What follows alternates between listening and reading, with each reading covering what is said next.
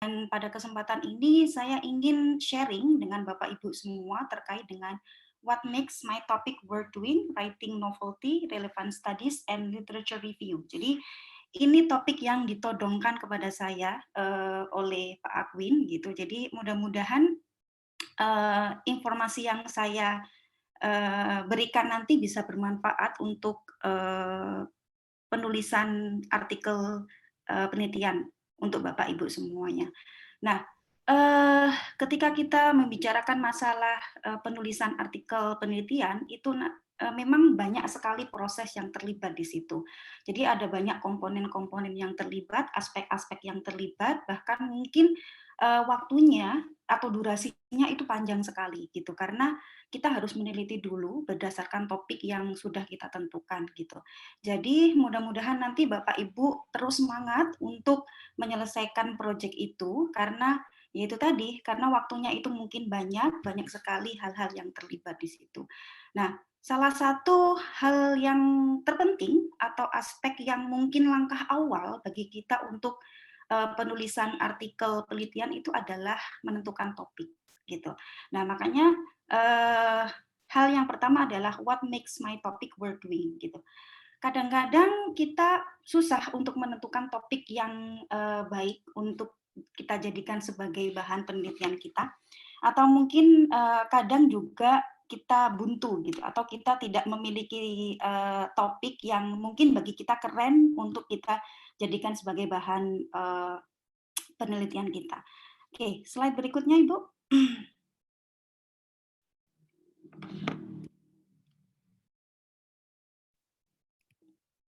Slide berikutnya, Bu. Atau saya aja yang share screen? Oke. Nah, di sini ada beberapa kegiatan yang bisa membantu kita untuk menentukan atau mencari ide atau topik untuk penelitian kita gitu.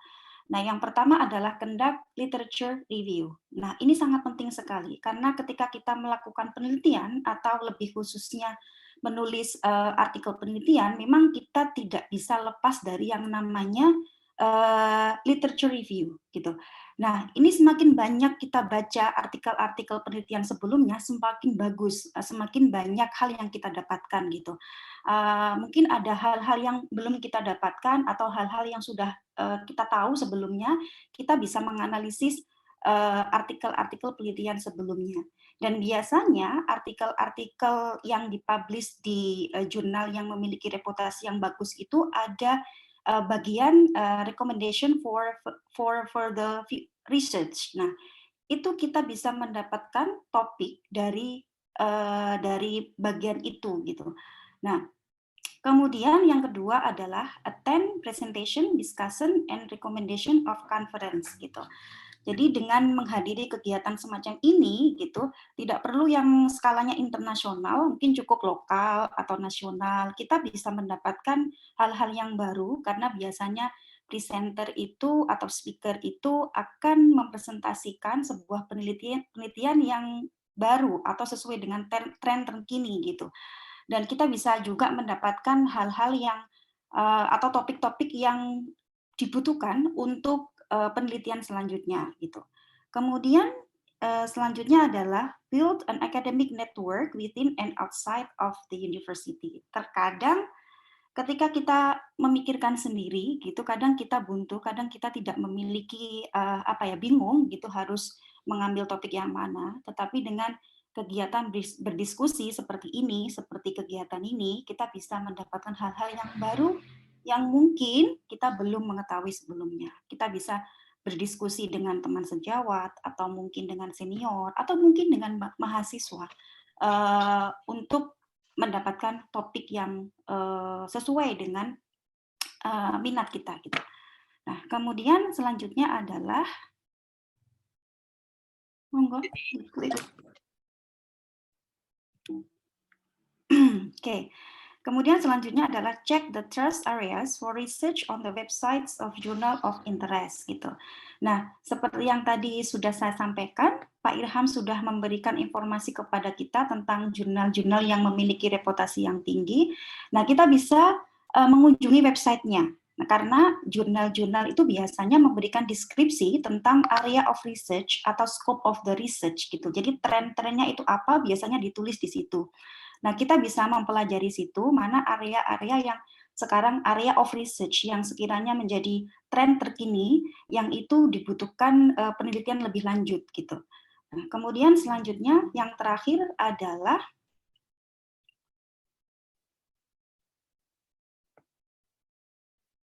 a good research idea may arise from certain conditions or situation in the world. Nah, ini yang sangat relate dengan kita sebagai dosen. Terkadang kita menemui hambatan atau kendala atau problem yang terjadi di kelas kita atau situasi atau kondisi yang sekarang terjadi. Misalnya pada saat ini kan terjadi COVID-19 dan pembelajaran semuanya diadakan secara daring.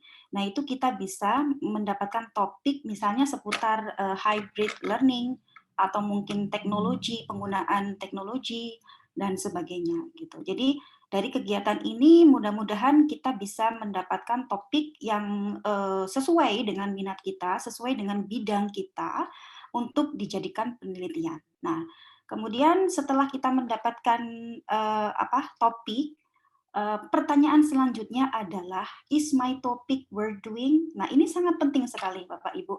Karena jangan-jangan topik yang menurut kita sangat bagus, sangat sophisticated, tapi sudah diteliti sama penelitian sebelumnya. Atau jangan-jangan topik yang sudah kita pilih itu sangat susah untuk mendapatkan datanya. Nah, jadi ada hal-hal yang perlu kita evaluasi setelah kita mendapatkan topik. Nah, ada beberapa pertanyaan yang perlu kita jadikan referensi atau jadikan bahan evaluasi untuk menentukan apakah topik kita itu layak untuk dijadikan sebagai bahan penelitian kita.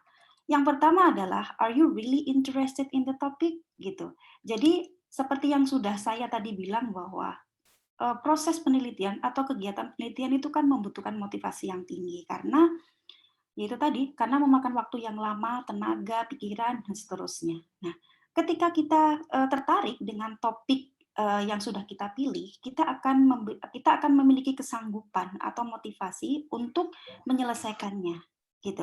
Jadi kita harus tanya ke diri kita apakah kita benar-benar tertarik dengan topik tersebut gitu. Kalau kita tidak tertarik dengan topik itu, tidak sesuai dengan bidang kita gitu, ya kita harus pilih topik yang lain karena takutnya kalau kita tidak tertarik dengan topik itu, kita akan kesulitan untuk menyelesaikannya gitu. Saya punya pengalaman salah satu teman saya gitu, dia tidak memiliki sebenarnya dia memiliki topik yang keren gitu, tetapi di tengah jalan topiknya itu sama dosennya itu ditolak gitu. Jadi dosennya itu memberikan topik yang baru gitu, sedangkan beliaunya ini, teman saya ini tidak suka dengan topik itu. Alhasil, ya otomatis akan terkendala untuk menyelesaikan topik tersebut. Itu jadi kita harus pastikan tanya ke diri kita apakah kita tertarik dengan topik tersebut. Oke, kalau kita menulis penelitian sendiri itu kan tidak ada intervensi dari orang lain gitu ya. Yang mungkin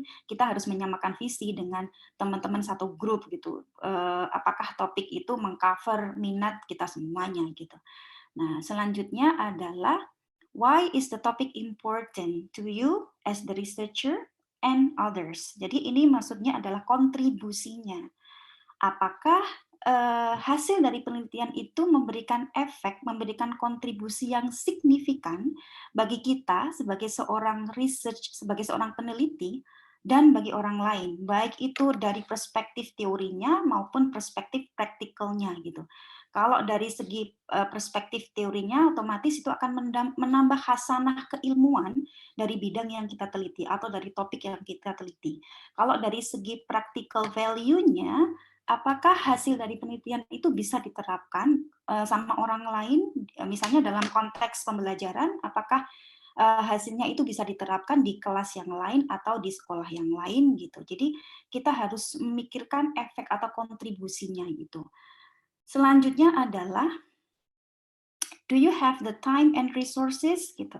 Karena penelitian ini membutuhkan aspek-aspek yang lain, misalnya energi kita, atau misalnya pikiran kita, atau pasti kita membutuhkan data untuk dianalisis, untuk dijadikan sebagai bahan untuk menjawab pertanyaan dari penelitian tersebut. Nah, apakah data itu mudah bagi kita untuk mendapatkannya? Apakah apakah subjek atau ya subject of our research itu bisa diakses? Apakah kita memiliki tenaga atau misalnya skill yang mumpuni untuk melakukan eh, penelitian tersebut berdasarkan topik itu? Nah, itu kita harus memikirkannya. Kemudian yang selanjutnya adalah, is the topic innovative? Nah, ini sangat penting sekali, Bapak Ibu. Apakah, pertanyaannya, ketika kita sudah memiliki topik yang bagus, apakah itu punya sisi kebaruan atau sisi keunikan? Jangan-jangan, sekali lagi, topik itu sudah diteliti sama orang lain. Kadang-kadang kita merasa bahwa, wah, topik ini keren, tetapi karena kita kurang membaca literatur reviewnya, sehingga kita berasumsi bahwa topik ini keren, ini pantas, atau ini layak dijadikan sebagai bahan penelitian. Padahal sebenarnya kalau kita baca hasil dari review literaturnya, itu kita topik itu sudah sering sekali dibahas, sering sekali diteliti. Nah, makanya kita harus pikirkan dulu apakah topik yang kita mau teliti itu memiliki kebaruan atau memiliki keunikan. Nah, itu yang disebut dengan novelty gitu. Nah, kemudian yang terakhir adalah is the topic linked to the theory? Nah, segala sesuatu pasti ada teorinya gitu. Jadi harus dipastikan bahwa kita memilih topik itu ada landasan teorinya. Entah itu kita mengembangkan sebuah teori atau menerapkan sebuah teori yang ada gitu. Jadi 5 ini adalah aspek-aspek yang bisa kita gunakan untuk mengevaluasi topik yang sudah kita pilih ini. Oke. Kemudian dari kelima ini mungkin saya akan tarik benang merahnya, yaitu yang nomor 2 dan nomor 4. Why is the topic important and is the topic innovative? Nah, karena ini berhubungan dengan yang tadi sudah disebutkan sama Pak Akwin, state of art. Oke, slide berikutnya, Ibu.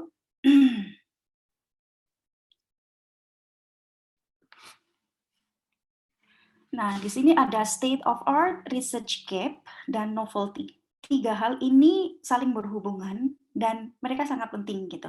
Mungkin Bapak Ibu semuanya sudah pernah mendengar state of art, research gap, dan novelty gitu. Dan di sini saya ingin membahas secara sekilas apa sih atau hubungannya bagaimana sih state of art itu sama research gap sama novelty itu dan kenapa mereka itu penting gitu. Kemudian slide selanjutnya. Nah, ini adalah hubungan antara state of art, research gap, dan novelty.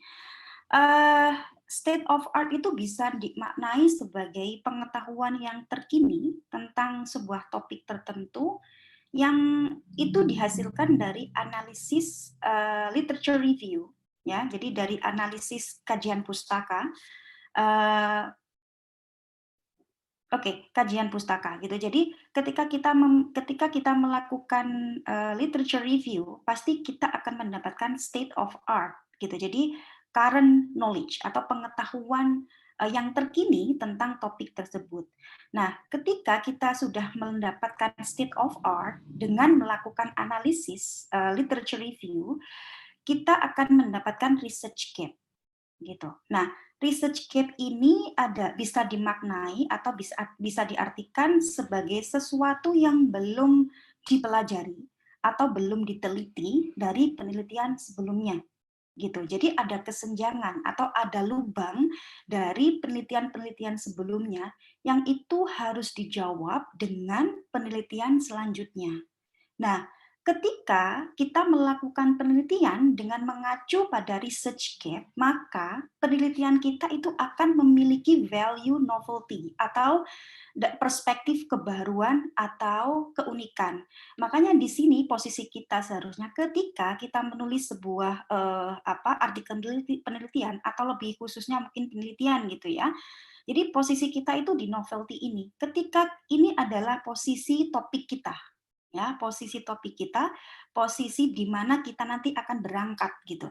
Jadi kita meneliti atau topik kita itu berdasarkan research gap yang ada. Nah, research gap ini didapatkan dari literature review, ya, literature review.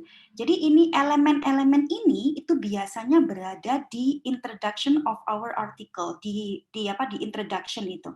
Jadi kita pertama memperkenalkan dulu topik secara umum gitu, kemudian kita merelate, menghubungkan dengan state of art atau current knowledge yang ada. Nah, sekali lagi, current knowledge yang ada itu kita dapatkan dari analisis review, analisis literature review sebelumnya. Dan biasanya ada beberapa jurnal yang mengharuskan minimal 30 pustaka yang artikel yang harus kita baca, yang harus kita cantumkan dalam artikel kita gitu. Jadi ada beberapa jurnal yang memang sudah memberikan batasan gitu.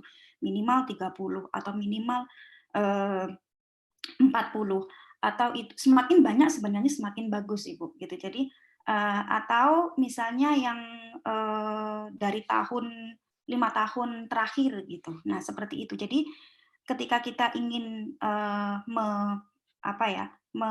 submit artikel kita ke jurnal-jurnal yang terutama jurnal-jurnal yang memiliki reputasi yang bagus, kita harus membaca dulu requirement-nya seperti apa gitu. Ya.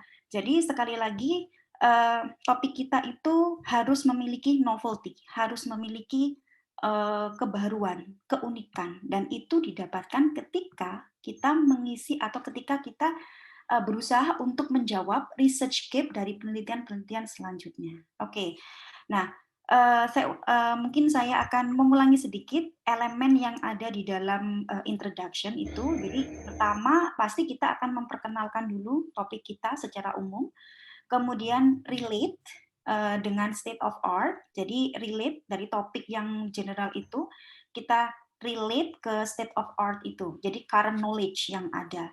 Nah, kemudian kita mengidentifikasi research gap dari penelitian-penelitian selanjutnya. Baru kita kenalkan dulu penelitian kita atau topik kita, ya. Nah, jadi topik kita itu otomatis akan menjawab research gap. Nah, kemudian baru yang terakhir adalah kita memberikan research question. Nah, biasanya memang jurnal editor itu akan melihat novelty dari research kita. Ketika tidak ada gap yang mau kita jawab dalam penelitian kita, ya otomatis artikel kita akan ditolak karena ya useless, karena itu sebenarnya sudah diteliti sama penelitian-penelitian yang lain gitu. Jadi tolong dipastikan ketika Bapak Ibu menulis, terutama di bagian introduction itu harus ada state of art, research gap, dan kemudian novelty-nya atau keunikan, kebaruan dari penelitian kita itu apa. Nah, oke, selanjutnya. Mohon maaf, Bu Win. Sepertinya Bu Win ini, Bu, sudah bisa share screen sendiri sekarang. Oke. Coba dicoba, mohon. Bu April bisa stop share screen dulu biar Bu Win mencoba.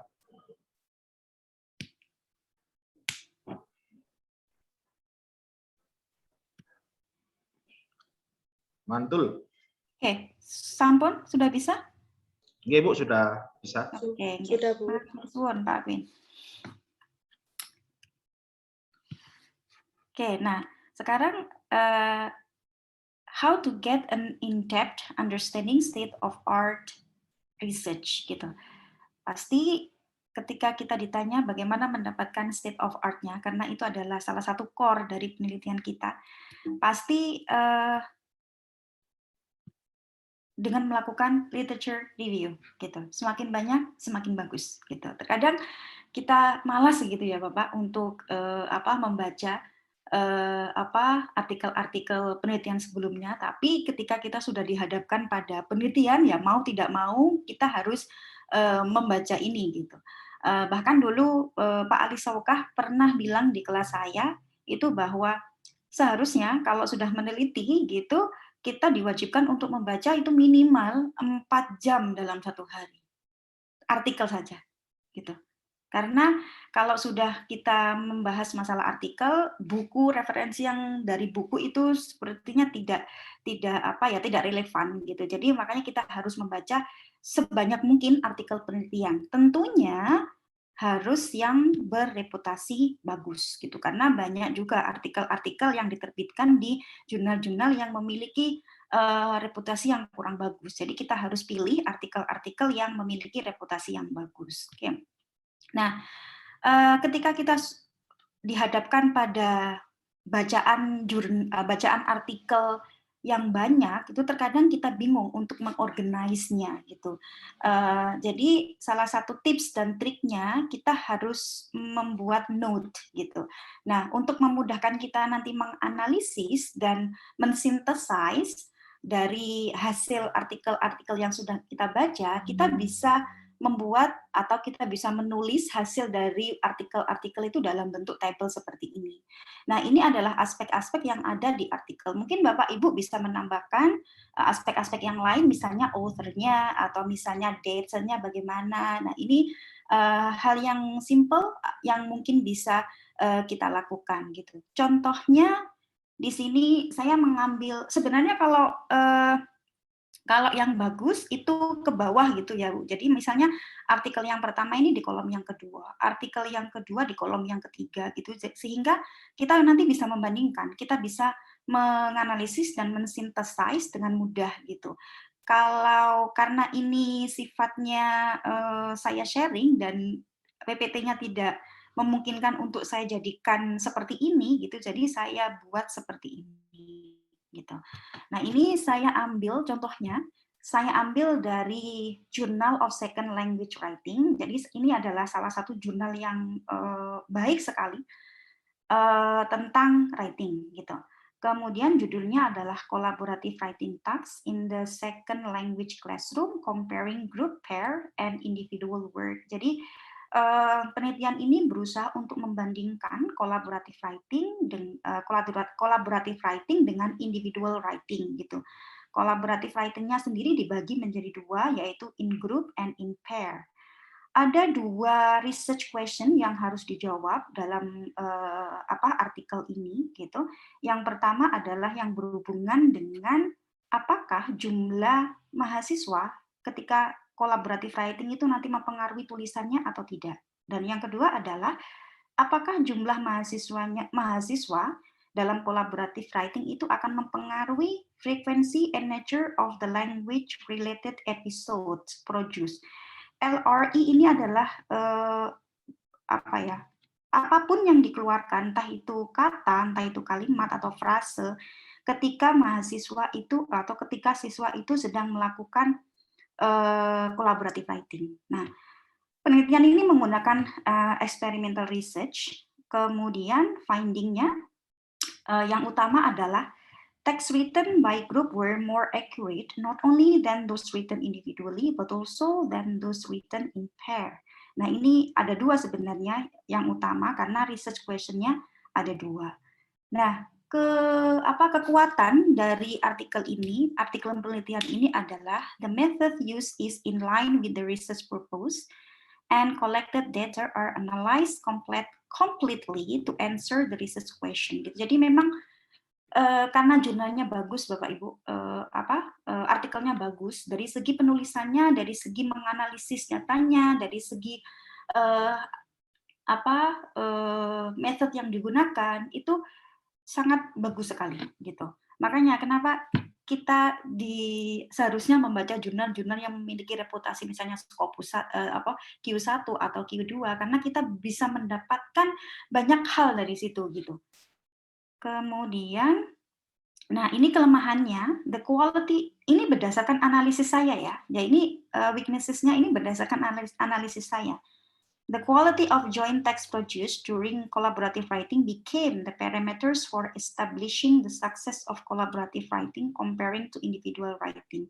Jadi di sini data yang digunakan itu adalah ketika mahasiswa sedang melakukan collaborative writing, baru hasil dari collaborative writing itu dianalisis. Padahal salah satu tujuan dari mahasiswa diajarkan menulis itu mereka bisa menulis secara individu gitu. Jadi menurut saya seharusnya data yang digunakan itu adalah data ketika mereka setelah diberikan treatment kolaboratif dengan individu, baru setelah itu ada post testnya. Tapi di sini tidak ada post testnya. Kemudian dan suggestion-nya ini ada di artikel penelitiannya gitu. Jadi si penulisnya ini memberikan rekomendasi atau suggestion-nya bahwa ada beberapa aspek yang belum diteliti gitu. Misalnya ada bagaimana interaksi task-nya sendiri gitu, jenis-jenis task-nya yang diberikan. Mungkin ada task yang lain yang nanti diberikan kemudian hasilnya akan beda. Kemudian ada faktor-faktor terkait dengan learner sendiri atau student sendiri. Misalnya bagaimana faktor personality-nya, atau kan ada introvert sama extrovert. Bagaimana kalau misalnya di anak-anak itu melakukan collaborative writing, kemudian yang introvert itu yang terus bagaimana gitu, extrovertnya bagaimana. Nah, itu tidak tercover dalam penelitian ini. Nah, kita bisa menjawab dari gap ini atau dari kelemahan-kelemahan ini untuk kita jadikan bahan topik atau bahan penelitian kita selanjutnya gitu. Jadi kita bisa menganalisis sendiri tentang poin-poin mana yang sekiranya itu perlu dijadikan, perlu ada lubangnya, ada gapnya di situ. Atau kita bisa melihat dari rekomendasinya dari si penulisnya. Oke. Nah, berbicara masalah research gap, terkadang kita susah atau sulit menentukan mana sih research gap-nya itu gitu. Bagaimana caranya menentukan research gap-nya? Dulu pun ketika saya kuliah tidak diajari cara mengidentifikasi research gap-nya. Jadi pokoknya dosennya udah cari sendiri research gap-nya gitu. Jadi satu kelas itu bingung menentukan research gap-nya itu yang mana. Karena terkadang menurut kita itu research gap-nya, tapi menurut orang lain bukan, itu bukan research gap-nya gitu. Jadi sangat penting sekali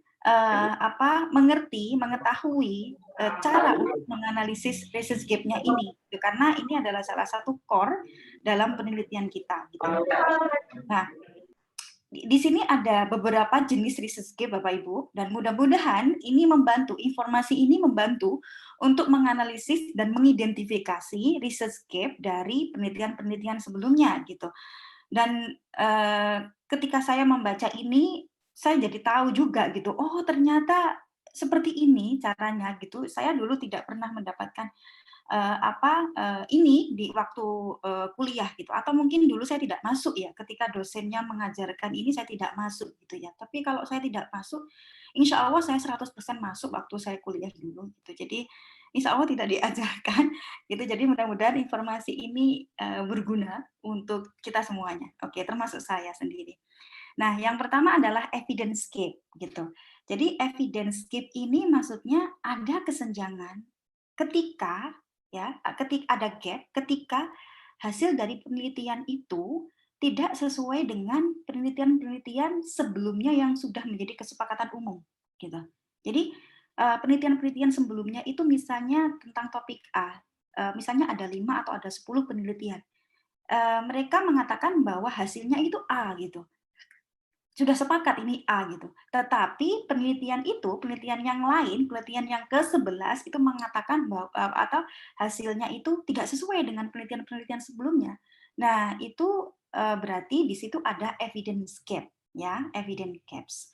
Kemudian yang kedua, nah, cara mengidentifikasi ini ya pasti kita harus membaca artikel-artikel sebelumnya gitu. Nah, yang kedua adalah knowledge gap. Itu ketika hasil dari penelitian itu tidak sesuai dengan apa yang diharapkan sama peneliti. Nah, jadi terkadang ketika kita melangkah atau memulai penulisan atau melakukan penelitian, kita pasti punya hipotesis tersendiri. Kita memiliki harapan-harapan atau sesuatu yang oke, sekiranya hasilnya itu sepertinya kayak gini, gitu. Misalnya eksperimental pun, misalnya saya meneliti tentang collaborative writing yang dengan individual writing, pasti saya memiliki hipotesis collaborative writing yang nanti akan menang dibandingkan dengan yang individual writing gitu. Nah, jadi seperti itu, memiliki asumsi, memiliki hipotesis tersendiri. Tetapi hasilnya itu tidak sesuai dengan ekspektasi kita gitu. Jadi di situ ada knowledge gap ya. Kemudian yang ketiga adalah practical knowledge gap. Jadi di sini hasil dari penelitian sebuah artikel tersebut itu tidak sesuai dengan praktek yang ada di lapangan gitu. Jadi misalnya ketika kita membaca sebuah artikel dan hasilnya kita sudah tahu nih seperti ini, tetapi kok tidak sesuai ya dengan yang ada di lapangan gitu. Jadi itu berarti ada gap dari sisi practical knowledge gap. Oke. Kemudian yang selanjutnya adalah methodological gap. Nah, dari namanya aja sudah diketahui Bapak Ibu, method. Jadi di sini ada gap yang berhubungan dengan method gitu. Misalnya penelitian sebelumnya itu menggunakan satu method gitu, misalnya experimental research. Kemudian selanjutnya kita meneliti topik yang sama, tetapi menurut kita experimental research itu tidak bisa menjawab atau tidak bisa menjawab dari pertanyaan atau research question kita gitu. Jadi kita butuh method yang mungkin lebih relevan gitu. Jadi kita bisa menggunakan dua atau mix method gitu. Misalnya eksperimental dengan survei atau dengan observasi gitu. Jadi ada lubang atau ada gap di metodenya. Kemudian di sisi yang lain, misalnya kita melihat bahwa penelitian sebelumnya itu ada masalah di instrumen. Instrumennya itu mungkin tidak valid gitu. Dan kita sebagai peneliti yang ingin meneliti topik yang sama, kita mendesain instrumen yang beda dengan konsep yang sama. Nah, itu juga bisa. Ini juga masuk di dalam methodological gap. Atau mungkin kita melihat subjeknya. Nah, subjeknya itu tidak mewakili di penelitian sebelumnya, hanya misalnya menggunakan 5 subjek untuk mendapatkan data gitu. Nah, kita berpikir bahwa 5 itu tidak cukup gitu. Jadi kita ingin menambah supaya untuk mewakili populasi yang ada gitu. Jadi bisa dilihat dari segi metodenya, bisa dilihat dari segi instrumennya, bisa dilihat dari subjeknya gitu yang berhubungan dengan methodological things in previous research gitu. Kemudian selanjutnya adalah empirical gap gitu. Jadi kalau empirical gap ini penelitian sebelumnya itu membutuhkan verifikasi ulang atau evaluasi secara empiris gitu. Jadi maksudnya berarti tidak ada penelitian-penelitian sebelumnya yang misalnya kita menemukan satu artikel, kemudian hasilnya seperti ini, dan tidak ada penelitian-penelitian yang lain yang menguji ya, yang mengevaluasi, yang meneliti topik tersebut gitu. Berarti di situ ada celah di empirical gap-nya karena hasil itu perlu diverifikasi ulang, perlu dievaluasi ulang secara empiris untuk membuktikan apakah hasilnya itu benar atau tidak gitu. Nah, kemudian tapi ini sangat jarang sekali karena biasanya satu topik itu sudah diteliti sama banyak orang gitu. Kemudian selanjutnya adalah theoretical gap gitu. Nah, ini berhubungan dengan teori gitu. Misalnya penelitian sebelumnya menggunakan teori A gitu. Dan kita menganggap bahwa teori A itu sudah tidak relevan lagi gitu.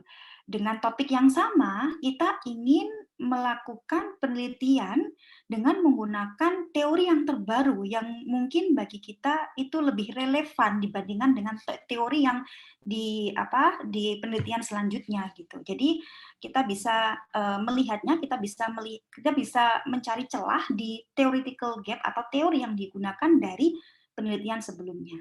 Nah, yang terakhir ini adalah population gap. Ini berhubungan dengan subject of our research atau populasi atau ya untuk mendapatkan data gitu.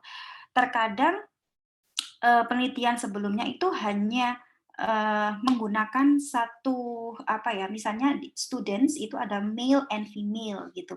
Di penelitian sebelumnya hanya melibatkan male saja, tidak melibatkan female gitu.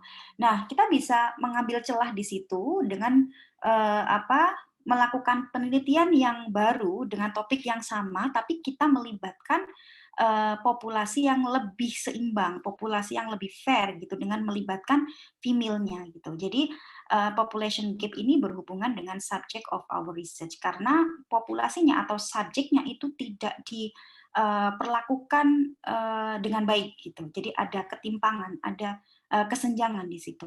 Nah, itulah Bapak Ibu 7 research gap yang bisa kita kita gunakan untuk menganalisis gap yang ada di penelitian-penelitian sebelumnya untuk dijadikan topik untuk penelitian kita yang memiliki novelty yang bagus gitu.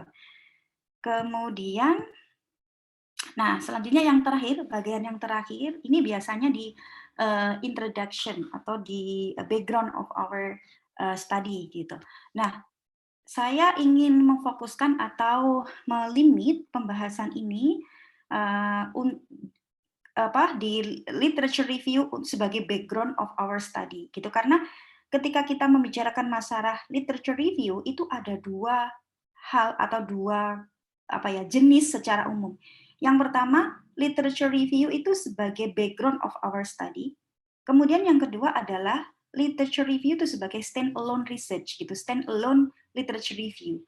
Maksudnya gimana stand alone literature review? Itu berarti kita menulis kajian pustaka sebagai research kita gitu, yang dinamakan penelitian kajian pustaka. Nah, biasanya contohnya itu ada meta analisis, ada systematic literature review gitu. Jadi itu nanti beda, kerangka penulisannya beda gitu karena kajian pustakanya itu ya termasuk penelitian kita. Kita teliti, kita meneliti dengan menggunakan literature yang ada gitu.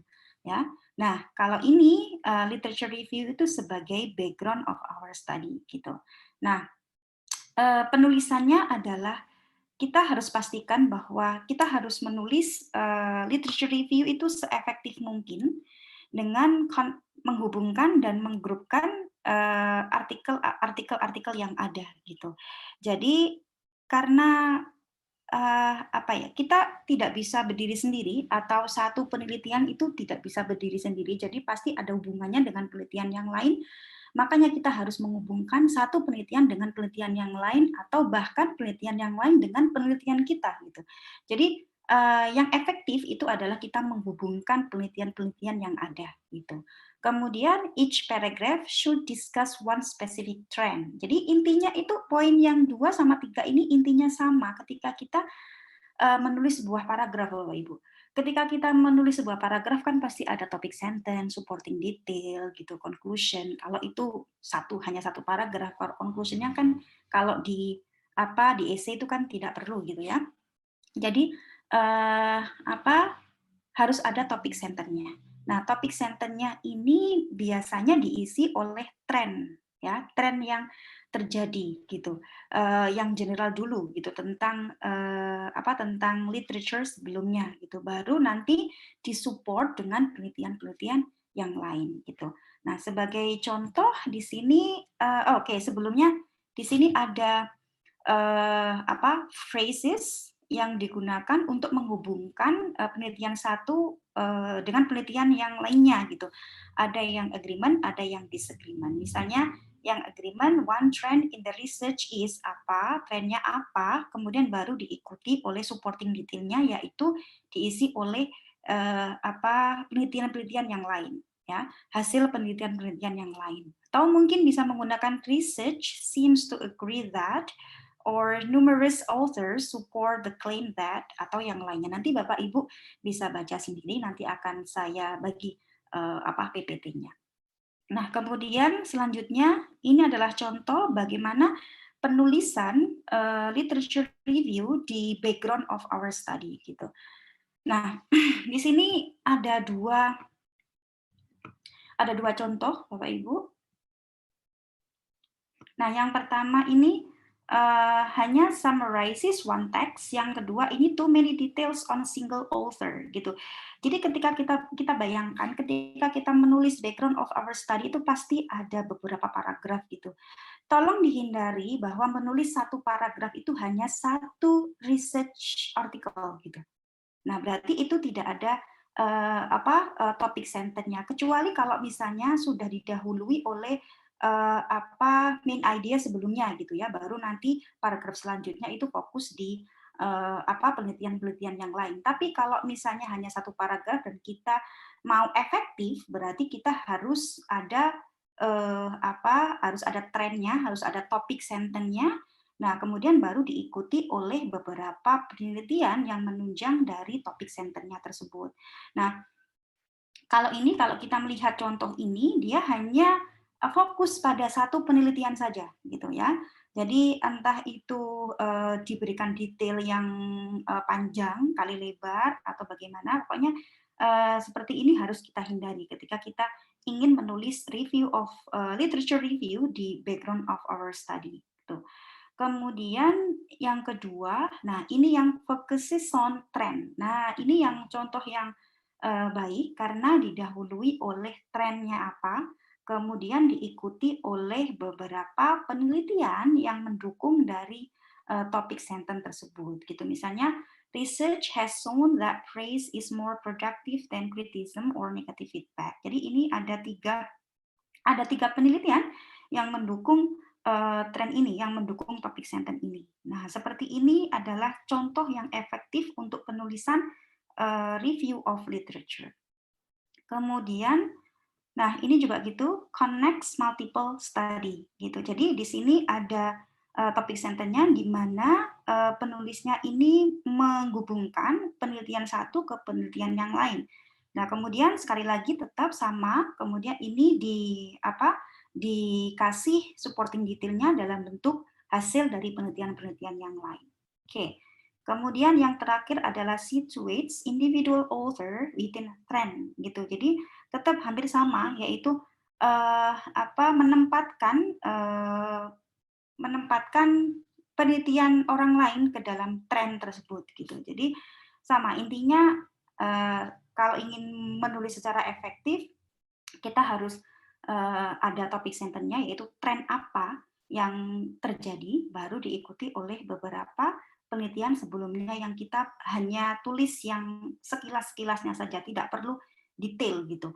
Tidak perlu menambahkan datanya bagaimana, kemudian analisis datanya seperti apa gitu, tidak efektif gitu.